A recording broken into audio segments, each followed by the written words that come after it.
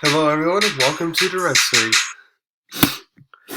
Sorry I haven't posted a podcast in a while. I was sick all last week, so I didn't feel like it. I've been kind of busy to start off this weekend. Um, but now I'm back now, so I'm going to go ahead and do what I couldn't do last week. And I'm going to go ahead and go over my one phrase and quick summary for each of the NFL games this past week. So let's start off with the Jets versus Colts. Taylor ruining Jets mojo. So, coming off the upset, Jets were starting to ride high, with Mike White, as the quarterback, and then Jonathan Taylor and Himes, for that matter, got the Colts running game going, and, they put 45 points in the process to kind of slow any mojo that the Jets thought they were going to have. Broncos versus Cowboys. Just the Broncos? So the Broncos came to Texas to play, but the Cowboys didn't show up until the fourth quarter. If they want to be, if the Cowboys want to be truly Super Bowl contenders, that cannot happen again. If you lose, it's because the other team is better, not because you didn't show up, whether it's physically or mentally. In this case, it was both. Falcons versus Saints. 0-1 post Jameis Winston. I know Simeon beat the Bucks, but let's face it, the Saints defense didn't force turnovers that game. They would have not upset them. So with more tape, especially more tape on Simeon now, albeit the wide receivers did drop balls in their penalties in the first half and all that. But nevertheless, there were still 0 points put up in the first half, and you need a ferocious comeback in the fourth quarter in order to make it a game against a mediocre at best Atlanta team. And for this past week, I agree to start Sim, because Taysom Hill's still got to, have a full week and to kind of ease to being off concussion protocol and all that. But now that he should be healthy, Taysom's got to be starting going forward. He's the one that was in the quarterback battle. James was supposed to be the starter, not Simeon. Simeon was the third stringer for the reason. Therefore, Taysom Hill should start. And also, the problem is without Michael Thomas and lack of weapons in general, you saw that with lack of weapons, it's pretty easy to defend, the offense from getting explosive plays. So it's just, kind of dinks and dacks there.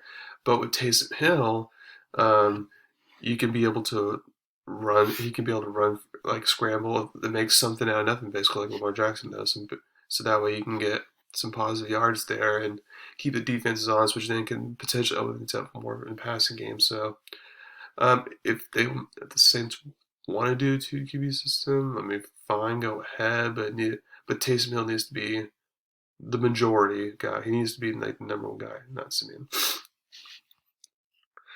Browns versus Bengals. No Odell, no problem. So post Odell, the Browns dominate as expected because that's what I've seen every time they played without Odell. Now they can't. Now they can move forward without him, and surprisingly, they're keeping themselves alive in this wild AFC playoff race. Texans versus Dolphins. Who cares? When you have a matchup of 1-7 teams, I could care less about what happens. Raiders versus Giants. Wide receiver, help wanted. So with no Henry Ruggs, due to his off-the-field issues, the Raiders' offense had a hard time making big plays over the top. So with him gone, they need a replacement because you got Waller's tight end, you got Redford who's nice, but you need more. They just signed Deshaun Jackson, which helps, but at his age and just his insurance policy, I'll get someone more better than that basically. So if I'm the Raiders, I go after Odell, but that's me. Patriots versus Panthers. The Ghosts are back in town. Sam Darnold struggling coming in and did not look any better.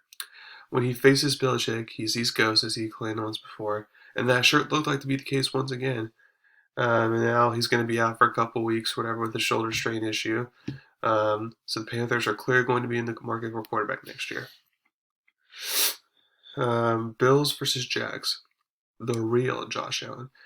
So Josh Allen for the Jags played better than Josh Allen for the Bills, making his life miserable and upsetting the Bills on Sunday. I thought the Bills are going to come out of the AFC and go to the Super Bowl. Not win it, but I thought they were going to come out and go to the Super Bowl. But the Bills don't even have the best Josh Allen in the NFL. Then it's like it makes you kind of question things. Vikings versus Ravens. There's safety Kirk. So after the Vikings get an interception overtime, they can march down for the winning drive. But guess what? The first three plays were called. You get a pass behind the line of scrimmage to running back, goes for like 2 yards. Then he ends it off to Dalvin Cook. which goes for negative yards. And then on third down, since it was a blitz, Cousins, you don't have to worry about him, running around or, processing the blitz very quickly and all that. You just had to, throw the ball away. So it's called very safe and for safety Kirk there. And when you call very safe plays like that and give the Ravens the advantage there to win that game, it's like you have a ceiling. If you're the Vikings. Chargers versus Eagles. Herbert is back. I mean, after a couple of bad weeks for Justin Herbert, he finally looked good and delivered the game-winning drive. So the Chargers need that good Herbert to win their tough division. I hope to see him going forward. Packers versus Chiefs. No love. I'm not get. I'm not gonna give love to Jordan Love. Every rookie has a rough start. I know that. But after watching his first start, I was thinking Love is kind of still not ready for this moment. If he's not ready during his rookie contract, then you're good luck trying to build around him later on when he's going to get more expensive because while he's cheap, this is the time to build around him right now and develop him. Cardinals versus 49ers. Still the best team. After the loss to the Packers, I started doubting the 49ers. I mean, the Cardinals saying, oh, they got too many injuries now and all that. But, without Murray, without DeAndre Hopkins, without Chase Edmonds for most of the game, without J.J. Watt, they just dominated the 49ers on the road. So I feel like they still might be the best team after all. Titans versus Rams. A titanic statement. So the Titans made a giant statement post Derrick Henry now. So they show they're not giving up on the season despite that injury, and they're still a team that's going to be contenders in the playoffs.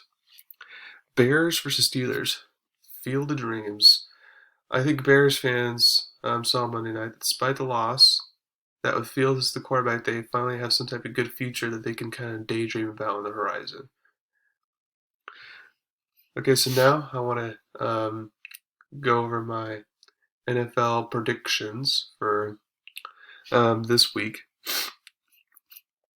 So let's start with the Thursday night football game between the Ravens and the Dolphins. I feel like the Ravens are going to win here easily. Now the fact that it's a road team, they're not going to have a lot of time to prepare and all that. I feel like it could get weird in the first half and all that, but then the second half, like the Ravens have shown they're going to do, they're going to dominate in the second half, and they're going to pull out for the victory. So I'm winning 30-14. Then on Sunday, you got Falcons versus Cowboys. Cowboys are 9-point favorites, so it shows that Vegas wasn't, deterred by that upset from the Cowboys from last week against Denver. I feel like this is going to be an interesting game.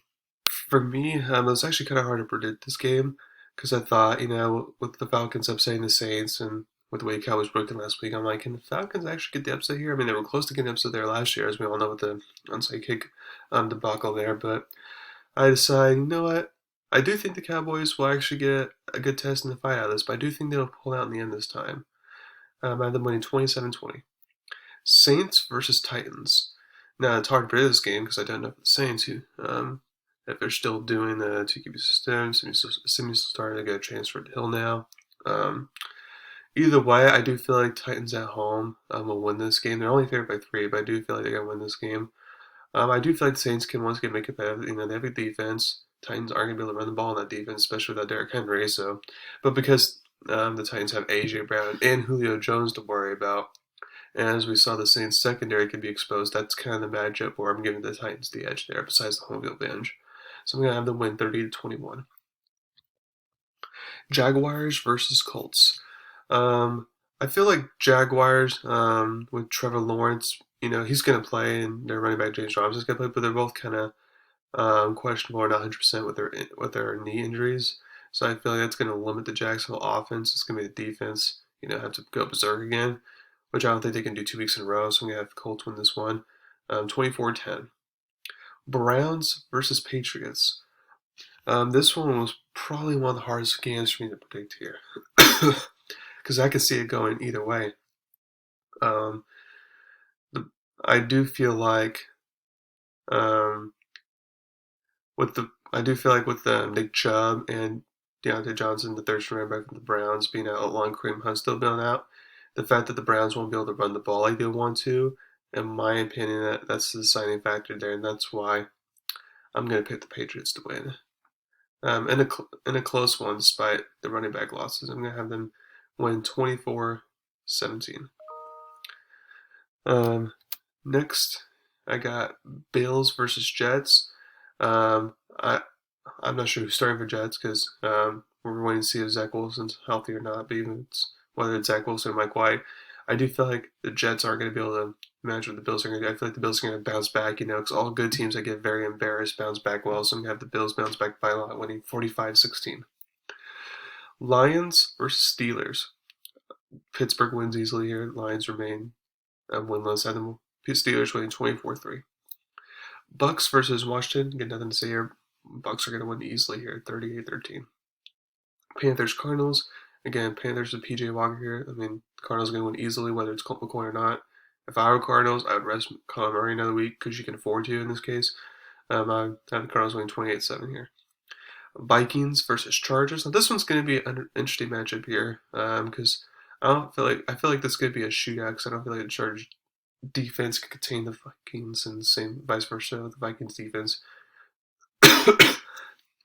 But in the end, I'm gonna have the Chargers at home get the much needed win to kind of keep themselves afloat in their division. Plus, I just don't trust Vikings in close game situation, which I feel like this game will be close. So I'm Chargers winning 28-27. Eagles versus Broncos. This is going to be another close game here. I could totally see the Eagles winning, but I'm going to go ahead and stick with the Broncos here. Just because I feel like they're on a better momentum right now. And I have Denver winning at home 23-21. Seahawks versus Packers. Now, if Aaron Rodgers is playing, even despite the lack of practice, I picked them barely. But if it's Jordan Love again, with Russell Wilson back, then I gotta go Seahawks here.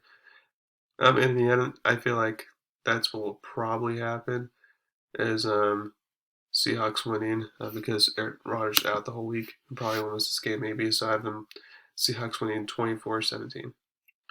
We got the Chiefs versus Raiders here. It's going to be a lot of people think this could be a shootout, but I think while there would be some scoring involved, I do think there will be some good defensive battles here as well. And basically, this comes down to home field advantage because Vegas has excellent home field advantage. So I'm gonna have the Raiders upset the Chiefs here, 27-24 in Vegas to keep themselves first in the division. And then on Monday Night Football, you get the Rams versus the 49ers. Now, for some reason, the 49ers always give the Rams a tough battle. Um, I'm not sure why, but I feel like because the 49ers have kind of just been on offense and their defense not what it once was, I do feel like this is a game for the Rams to win. But I do feel like 49ers can at least put up somewhat of a fight. But I'm going to have the Rams win 23-14. So those are my predictions for this week. Thank you very much for listening to my podcast. Please subscribe to my channel to learn about me. Thank you very much, and you have a wonderful day.